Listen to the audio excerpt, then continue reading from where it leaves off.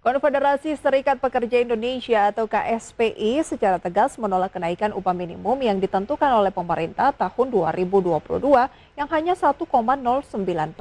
KSPI mengancam akan melakukan mogok nasional secara besar-besaran akibat buntut dari rendahnya kenaikan upah minimum. Konfederasi Serikat Pekerja Indonesia atau KSPI secara tegas menolak kenaikan upah minimum yang ditentukan pemerintah tahun 2022 sebesar 1,09%. KSPI menganggap Kementerian Ketenagakerjaan lebih memberikan proteksi kepada para pengusaha dibandingkan memberikan perlindungan kepada para pekerja. Menurut Presiden KSPI Said Iqbal, penetapan upah minimum yang berdasarkan PP nomor 36 tahun 2021 dianggap inkonstitusional. Hal ini dikarenakan Undang-Undang Cipta Kerja tidak memiliki landasan hukum untuk membuat peraturan turunan mengenai pengupahan. Said menganggap kenaikan upah tahun depan lebih buruk dibandingkan era Orde Baru.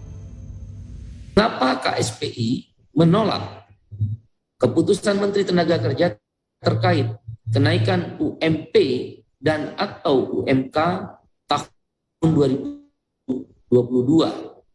Yang pertama, dalam Undang-Undang Omnibus Law, Undang-Undang Cipta Kerja, klaster ketenagakerjaan disebutkan, pasalnya jelas, dan itu ditandatangani oleh Presiden dan DPR RI.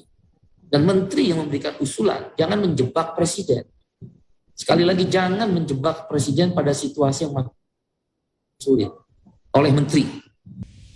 KSPI memastikan para pekerja akan melakukan mogok nasional secara besar-besaran akibat buntut dari rendahnya kenaikan upah minimum. Dari Jakarta, Gilang Praditya untuk IDX Channel.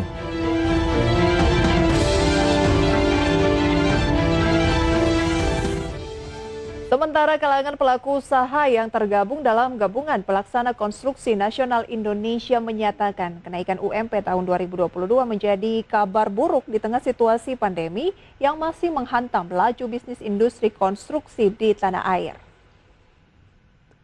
Namun demikian, Sekjen Gapensi Andi Rukman Karumpa mengaku kenaikan UMP tahun 2022 sebesar 1,09% ini akan tetap diterima oleh para pengusaha konstruksi dengan catatan para pekerja tidak lagi meminta tuntutan lebih yang dapat semakin memperburuk laju industri konstruksi.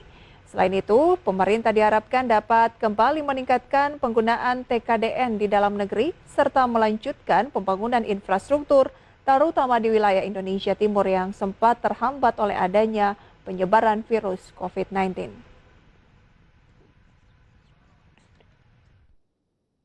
Untuk itu, ke depannya di tahun 2022, infrastruktur harus berjalan terus. Kemudian kehadiran pemerintah dalam rangka menaikkan TKD ini penting supaya tumbuh pelaku-pelaku industri kita ini.